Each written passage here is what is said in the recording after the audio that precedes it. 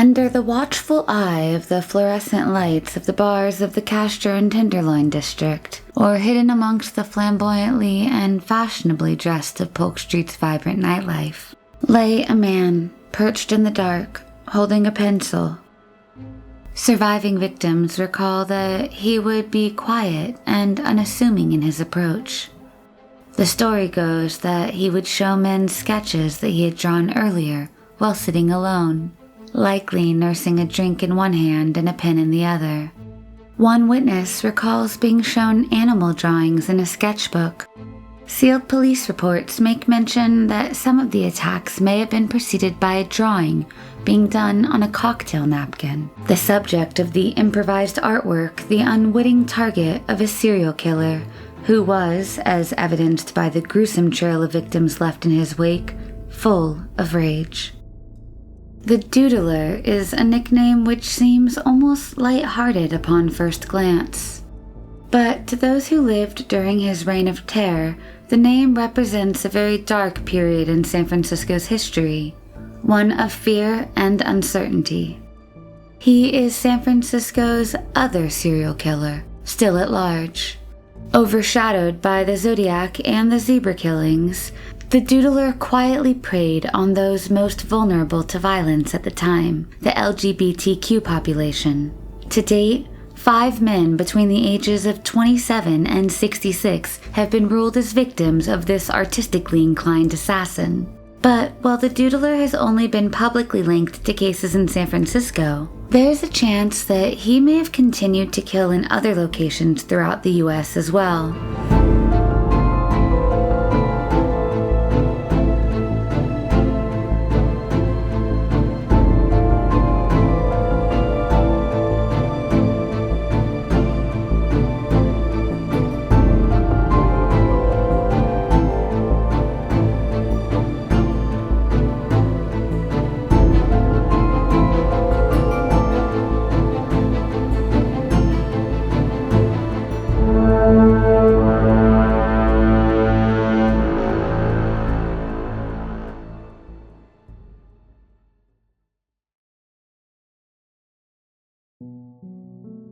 The Doodler was known to frequent bars located in the Castro, the Tenderloin, and Polk Street.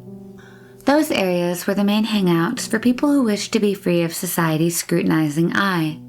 Only in those neighborhoods was it safe for 2 people of the same gender to walk hand in hand, as engaging in such brazen acts of homosexuality while in the more mainstream neighborhoods could result in arrest for some and grievous bodily harm for others. The downtown neighborhood of the Tenderloin, in a similar fashion to how it is today, was home to a swath of affordable housing projects. As it was one of the very few places affordable enough for people who were single and estranged from family to live in San Francisco, the neighborhood became what many called the heart of the gay community from the late 60s until the early 70s. Despite the robust gay nightlife, San Francisco was not perfect by any means, as crimes against the LGBTQ population were rampant. When reflecting on San Francisco through the lens of the hippie movement and the Grateful Dead, it is easy to forget that the city was not always the mecca for the LGBTQ community that the media liked to portray it as. In fact, the now very liberal and inclusive city, hailed as the, quote, gay capital of America, according to a 1964 issue of Life magazine, and home to the free love movement, was not actually as free as it was made out to be, especially for those most vulnerable to society's wrath. Because homosexuality was not decriminalized locally until 1 month before the killings ceased, in the 2 years that the Doodler roamed the streets of the city, gay men had not only to fear the crimes that may be committed against them, but also the very people tasked with protecting them, the police. 2 men found kissing or even simply holding hands in public could yield an arrest, which could then lead to the names, addresses, and workplaces of those arrested, alongside their crimes of culture, being publicized. Gay men could lose their jobs, their living spaces, their families, and essentially their lives as they knew it if outed by police.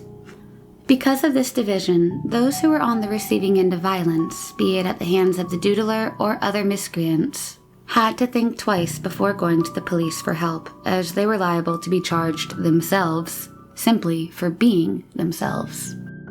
While it was not uncommon for members of the LGBTQ community to experience a barrage of hate, especially after dark, a serial killer amidst their ranks was a new threat. The passing of the Consenting Adult Sex Bill in the spring of 1975 paved the way to decriminalizing homosexuality, for the most part, between consenting adults. Yet, the divisions and mistrust between the gay community and police still remained, a rocky relationship of which the Doodler took full advantage. The first victim of this artistic yet gruesome serial killer was found on the beach at 48th and Ulloa on January 24, 1974. Locals recall that, back then, the dark and quiet sand dunes and cliffs of the area of Ocean Beach was a known location for casual gay hookups after dark. The fog enveloped San Francisco's shoreline like clockwork each morning, and from afar the crime scene would have almost looked peaceful. But upon further inspection, first responders would have been treated to a bloody scene. The victim was Gerald Earl Kavanagh, a Canadian man who had come to America for work and a better life. 49 years old at the time of his murder, he was known to frequent neighborhoods like the Tenderloin and Polk Street. Stabbed 17 times in the chest, back, and stomach, he was found parallel to the Great Highway. His body was partially submerged in the water. He had a short and stocky build and was balding. He was found with a bloody flashlight next to him. Found on his back, face up, Kavanagh had to be pulled in by first responders so that the ocean could not wash him or any more evidence away into obscurity. A Timex wristwatch and a few dollars were all that the victim had on him, besides his bloodied clothes. Autopsy reports show that Kavanagh was alive and conscious at the time of his stabbing. Evidence for this statement is apparent in the numerous defensive wounds on his hands and arms. He initially remained unidentified, being temporarily known as John Doe No. 7, as he was the 7th murder of the year. He was a single man, and therefore detectives had very few details about his personal life from which to develop leads. After the killing, the police asked the media for help, and the San Francisco Chronicle published a piece asking for people to call in with much-needed new information. But the small and short article was buried on page 42, and many may have missed it. Police gave the newspaper a phone number to publish in hopes of acquiring new leads, but no viable witnesses came forward. Kavanagh is believed to be the Doodler's first victim, and while logically all serial killers have to start somewhere, the likelihood that this was the killer's first foray into the world of violence is quite low, and there may be other victims we do not know about. The Doodler was not the only serial killer on San Francisco streets during that time period, however.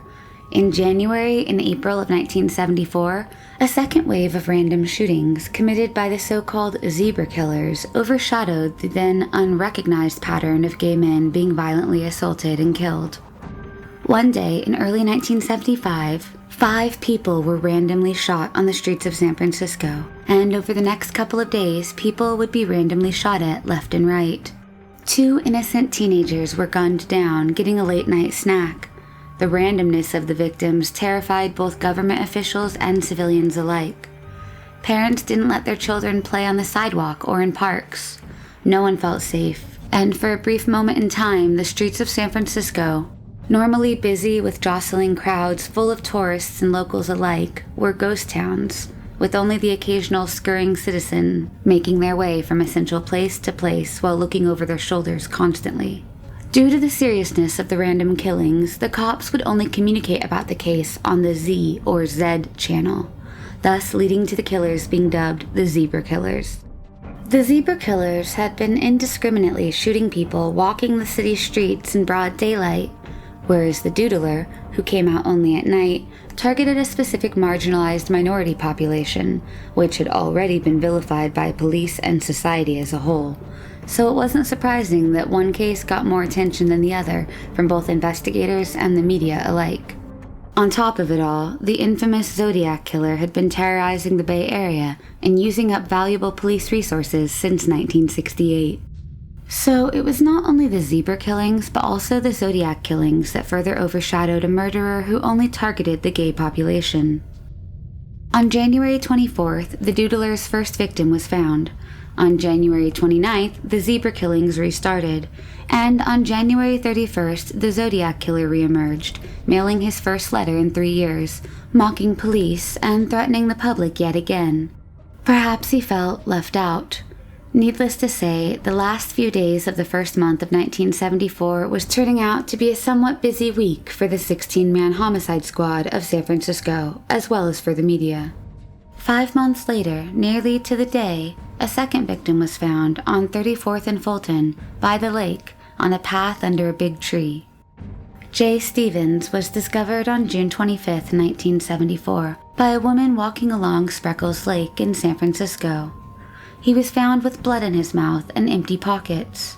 At 6'2", his physique was not only formidable, but he was also street smart. He kept his wits about him by abstaining from alcohol. He was found with 5 stab wounds. The victim was a well-known and deeply cherished local drag performer who went by the stage name Jay. Stevens was a Bay Area native who lived in the East Bay and Concord. Jay's drag queen performances were accompanied by comedy that those who were blessed enough to see him perform recall as being witty and avant-garde. Friends recall he would lip-sync Julie Andrews. He was the star of the bar scene and even had his own show at the PS Lounge called The Jay Stevens Show. He was well known all about town in some of the main gay hangouts, such as the Cockpit, Bojangles, and the Gilded Cage. We know most about Stevens' life due to his local pseudo-celebrity status. A star drag queen, his sister recalls that even as a 6-year-old, Stevens would dress as a girl and would go by the name of Caroline. She remembers that when a draft letter came in the 1960s, that he finally came out to the military recruiter, and he was of course denied a spot. This brought much shame to his family from their perspective. In 1973, Stevens received an award for his drag work at the Kabuki Theater in San Francisco, and his father, in what was for him a progressive act of acceptance and understanding, attended the award ceremony and bought his son, who was elegantly dressed as a woman, a corsage to honor his work and pronounce the acceptance of his true self. In some ways, this was the best last interaction they could have had. Stevens was only 27 years old when he was killed, and the medical examiner later determined that he had died only a few hours prior to his body being found. Witnesses state they saw him at a club the previous day. Based on defensive wounds, the medical examiner determined that Stevens was alive at the time he had been at Spreckles Lake, and that the attack occurred in that area. Detectives wondered, due to the remoteness of the area in relation to the clubs or restaurants, if possibly the killer lured and actually transported his victims himself in order to further isolate them. The third victim, Klaus Christman, was discovered by a woman walking her dog on July 7, 1974. The woman, all these years later, remembers the moment she found the body vividly. The person who first found and notified the police of the existence of a body on the beach was Talba Weiss, who is now 95. She recalls stumbling upon the corpse of a German man at 6 a.m. while walking her German Shepherd, Moondance. Klaus was found at the base of Vicente Avenue on the beach. His death was visually even more brutal, if that was possible, than that of the previous victim's injuries, as he had considerably more stab wounds than Stevens and had been slashed in the throat several times. While the other victims had been single, Klaus was in a heterosexual marriage with 2 children. Originally from Germany, Klaus had come to America to, quote, achieve something better for himself and his family, as Klaus's daughter phrases it. She went on to say that, quote, many people thought that in America pretty much anything is possible, and you can achieve much more. The 31-year-old had been the owner of a bar which catered to both gay and straight customers alike. And while not publicly out, his daughter recalls believing that there was something he was hiding about his sexuality. In April of 1974, Klaus flew out to visit an American friend that he had met while the American was stationed overseas. From April of 1974 up until his death, Klaus enjoyed the bar scene immensely and was last seen on Saturday night, partying at Bojangles, an open and inclusive dance club in the Tenderloin. The Tenderloin was a heavily policed area, but that doesn't mean it was safe. This would be the last time he was seen alive by any known witnesses. Fully clothed, carrying makeup, police report that, quote, the deceased's pants were unzipped and open. The stab wounds indicated that the killer had used such force and rage in the neck area that the body was nearly decapitated. On May 12, 1975, the fourth victim was found on the Pacific Coast Highway, 1 block from where Kavanaugh's body was found. He was found by a local named Christopher Griffin, a 22-year-old who was out on a walk when he noticed a body near the sand dunes. At first, he thought the form was of a sunbather, as it was a beautiful morning, but upon further inspection, the blood was evident. The victim was found stabbed 16 times. This victim was able to be identified quickly as Frederick Capon, a nurse who had worked locally and was a decorated war veteran. Capon's death may have started with the killer urging him to use the nearby sand dunes as a sort of private environment for a late-night soiree. The coroner notes, quote, there was dried blood smeared on the soles of both shoes, on the hands, about the face and upper torso, anterior, lateral, and posterior. Capon was wearing a corduroy jacket and a striped Picasso shirt when he died. While living, Capon was a hero credited officially with saving the lives of 4 Marines in Vietnam. He fought off the enemy and pulled 4 men to safety. He later became a nurse in San Francisco. When his family asked to visit him in the city in 1973, Capon said no to them because he felt like it was too dangerous due to the Zodiac killings happening, as well as the general crime of the city in the 70s. Capon was an artist himself. His family recalls that he actually had artwork on display at a bar in Seattle. His sister recalls feeling unsettled upon learning about the artistry connection. She wonders if Capon was perhaps targeted for his passion for art. The next victim, the Doodler's 5th officially, was Harold Goldberg, who was found at the 16th hole of the Lincoln Park Golf Course, a public course by Ocean Beach. He was found in the bushes, with the coroner telling a reporter from the Chronicle that his body was hidden in a, quote, igloo-like cove of brush near the 16th hole of the golf course. Based on the state of decomposition, police believed Goldberg had been dead for around 2 weeks before being found. A Swedish-American immigrant, Goldberg was born on September 11, 1908, and had been naturalized to America 20 years before his death. He was the eldest of the known Doodler victims at the age of 66. He had no children nor family, so for some time he remained unidentified. He was found at 9:30 Sunday morning, just 10 feet off of a service road, by a hiker. The victim seems to have been attacked with what they thought was a rock and a tree branch. These details are consistent with a rage killing, like the others, but Goldberg was notably not stabbed. Detectives on the case theorized that due to the incline of the area, the killer could have dropped the knife and had to improvise. The coroner wrote that, quote, deceased had no underpants and his blue pants were unzipped. There was also a handkerchief found at the scene that police speculated could have been dropped by the killer. Now the count was 5 men. All had been found dead within 4 miles of each other, all within the last 18 months. The killings would stop in June of 75, but the attacks would not. In July of 1975, police got what was their biggest break yet, in the form of 3 failed Doodler killings. The first person the Doodler failed with after successfully killing 5 men was a man known by the media as only the Diplomat. While police are aware and have spoken with this surviving victim, his identity is unknown to the public. He is believed to be from a country in Northern Europe and is, according to police, still residing in the Bay Area and living as a gay man. While reporters have made attempts to track down this surviving witness, narrowing down the country of origin is difficult, as consulates in San Francisco were numerous back then, as they are today. Rumors around the SFPD were that it may have been a Swedish diplomat known to frequent the New Bell, an inclusive piano bar. While the diplomat currently refuses to cooperate anymore in the investigation, his original statement held many important pieces of information. According to the police, the diplomat recalls that he first encountered the Doodler at 2 a.m. in July of 1975.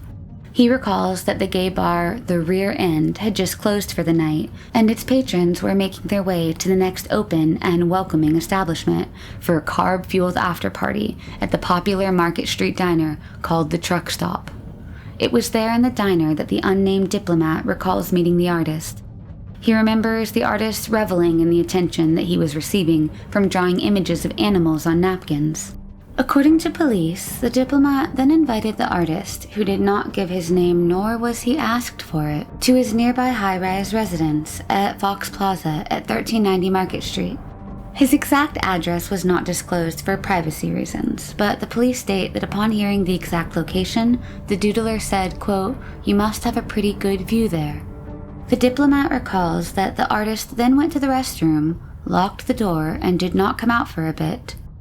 Miffed but intrigued, the diplomat was not on guard and had his back turned when the doodler finally came out.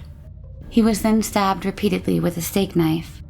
As he was being stabbed in the back, the killer was making attempts to turn him around to stab his chest area as well. The diplomat recalls the killer saying, quote, "You guys are all alike." In what was a stroke of luck for the victim and perhaps bad planning on the part of the killer, the steak knife broke. No information on the origin of the steak knife is given in the media, as this is still an open case and some facts need to be withheld to preserve the integrity of the case in hopes of a conviction. But it could be reasoned that the killer found an impromptu weapon, either at the diner or at the victim's home, and that is why the attack ultimately failed. It is unknown the exact weapon used in past cases.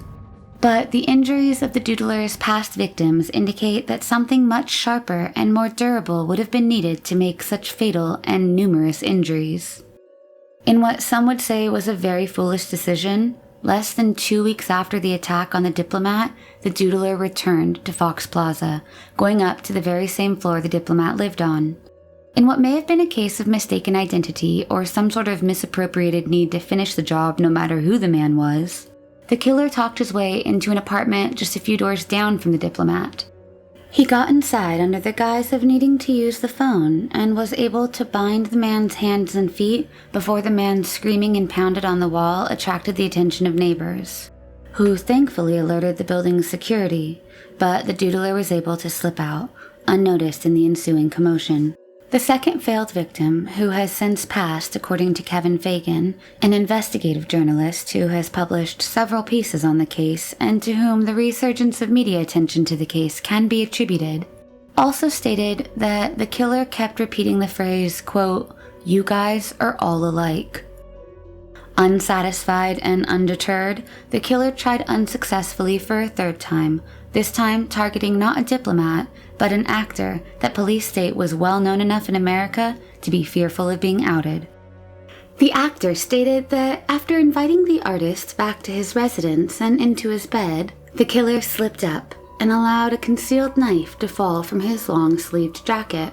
Some wonder, especially due to obscure statements made about the unnamed actor, if he may have been Rock Hudson or Cary Grant. Both were said to frequent San Francisco's gay bars in the 70s, and both were outed in the latter years of their life. They both passed in the 80s, and their families have no comment. Fagan, a reporter for the SF Chronicle, does not disclose the identity of any of the victims due to their right to privacy. In all three aforementioned cases, the surviving victims did eventually file police reports, but they refused to testify in court due to the societal implications of their sexual orientation being revealed. While all three were not comfortable testifying, they all had interacted closely with the doodler and could provide police with a thorough physical description, something investigators desperately needed in order to drum up new leads. The diplomat had the best recollection of his attacker. He stated that the killer was African American, young, perhaps between the ages of 19 and 23, tall and lanky. He was described as having a narrow face with high-set cheekbones. The eyes were described as wide-set, and the diplomat reportedly said that they had a, quote, calm look to them. It should be noted that psychopaths are often observed as having an eerily calm affect, and their eyes can be described as dead or devoid of emotion, which some may perceive as calmness. With the diplomat's physical description in hand, in October of 1975 a sketch was made of the killer, with the statement "Serial Killer on the Loose" written underneath. It was shared with the public via the Centennial, the queer newspaper of the time, which had been dutifully covering what mainstream media had neglected to report. 1 week later, the San Francisco Chronicle chose to publish it as well. By now, there had been 5 murders and 3 attempted murders related to the artist that police knew of, and time was of the essence to stop another attack. If the public knew anything, they needed to share it with police. And then, a potential break. That month, a secretary of a psychiatrist from Highland Hospital called police, claiming her boss was actually seeing the Doodler as a patient. But as the public was in a frenzy as the sketch of the suspect had just been released, her tip was buried under numerous others. When the patient was still free 10 days later, the secretary at Highland Hospital called police again, agitated at the inaction, and this time providing a license plate number for further identification purposes. 3 days later, the actual psychiatrist came forward and informed the police that yes, one of his patients had confessed during a session that he was in fact the Doodler, and that he had committed the murders on Ocean Beach due to his hatred of being gay. The psychiatrist said that, in addition to the confession, his patient looked an awful lot like the sketch artist image that was circulating. The therapist stated that in addition to the murder confession, the patient had also admitted that he was having difficulty with his sexuality, but that talking to the psychiatrist helped. This fit with the self-hating theory, as many who have studied the case postulate that the killer was likely a gay man himself, and harbored feelings of self-hatred and rage due to a lack of personal and societal acceptance. While the patient was most likely under the impression that confidentiality laws bound their conversations to secrecy, mandated reporting laws were updated in 1975 to include therapists, and the imminent threat that his patient faced to the public allowed the medical professional to discuss his session notes with police. With the name in hand, the police followed up with the patient, and while he told them he did used to struggle with his sexuality, he said that he had a girlfriend now and was doing well. With no concrete evidence linking him to the crime, as DNA technology was not sufficient enough to tie him to the crime scene or the bodies, the police could only watch him from afar, which they did, dedicating many man-hours to suspect surveillance.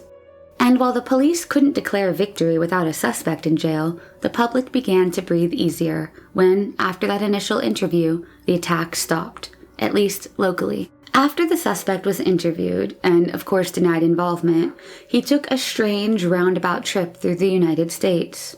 He went from the Bay Area to the South, then up the East Coast, and then to the Midwest, a trip with unknown purposes, although detectives allude to similar cases happening in subsequent areas, but have refused to give further information due to the cases still being open. Police point to some suspiciously similar cases in Louisiana, however, but decline to give further details. Many coincidences tie this unknown patient to the murders, but not enough to convict. It was not until January of 1976 that this gruesome serial killer was finally referred to officially as the Doodler by mainstream media, so chosen of course due to his habit of luring victims with his impromptu art. In the wake of 5 unsolved and brutal stabbings and at least 3 attacks, the SF Chronicle made the Doodler front-page news. However, the delay, clearly political in nature due to the legality and perception of homosexuality prior to 1976, clearly impacted the direction of the case, with fresh witnesses and leads all but dried up in the ensuing years. Some wonder why the 3 survivors were so intent on keeping quiet. Did the killer somehow threaten their careers? Was their fear of being outed stronger than their thirst for justice or their desire to rid the streets of a serial killer? The justification behind such silence is unknown. While it has been over 40 years since the attacks, and the age of the remaining victims would probably indicate they might be off of social media, their respective job titles at the time of the attack would indicate that they may still be in the public eye, and may be willing to come forward now knowing that the stigma surrounding same-sex interactions has been somewhat lessened, and that any outcries would be treated in the strictest of confidences, and any new information gleaned from these interviews would be private according to police procedure. In hopes of drumming up new leads, police released an age progression depicting what the Doodler may look like in 2018, at the estimated age of 63 to 69.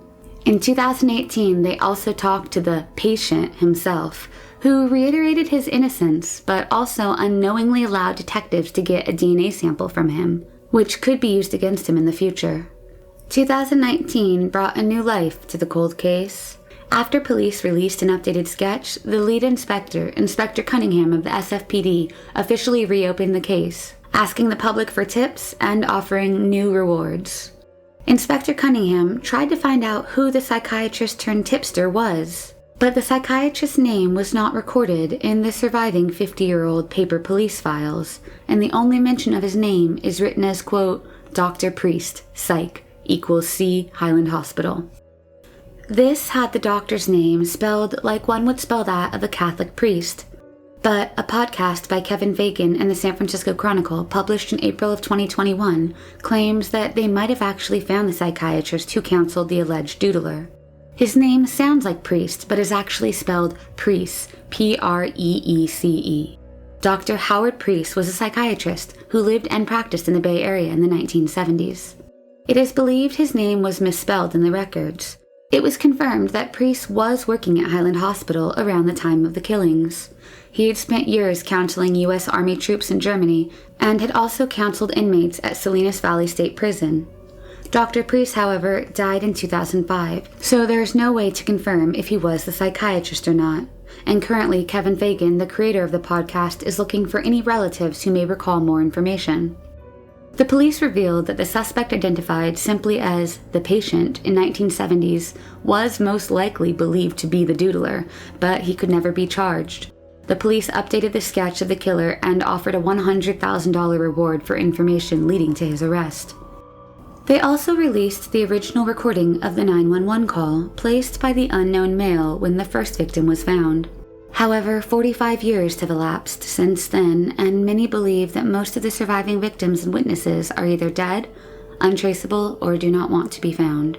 In 2020, the police submitted DNA taken from the bloody clothes of the victims recovered from the crime scenes, but so far there has been no match. It is difficult to separate two unique patterns of DNA, especially from so old a case. The blood on the clothes was primarily the victim, but the suspect may have cut himself in the process. Based on police reports containing similar victim profiles and modus operandi, there may be a total of 16 brutal murders attributed to the Doodler, as well as countless attacks. Investigators believe he is still at large today, with some indicators that he is currently living as an openly gay man in the San Francisco East Bay, aged and not yet held accountable. There is no statute of limitations for murder, and the case remains unsolved. Investigators close to the case stress that unless someone comes forward to provide new information, or until DNA technology further improves to test the collected DNA against past crime scene artifacts, most notably a handkerchief they think may have been the Doodler's, the killer will continue to roam among us, free to strike again. Anyone with information on this case or with possible leads can contact Homicide Cold Case Investigator Daniel Cunningham at 415-553-9515. or email him at daniel.cunningham@sfgov.org. If you wish to remain anonymous, you may call the SFPD tip line at 415-575-4444 or text a tip to 847-411.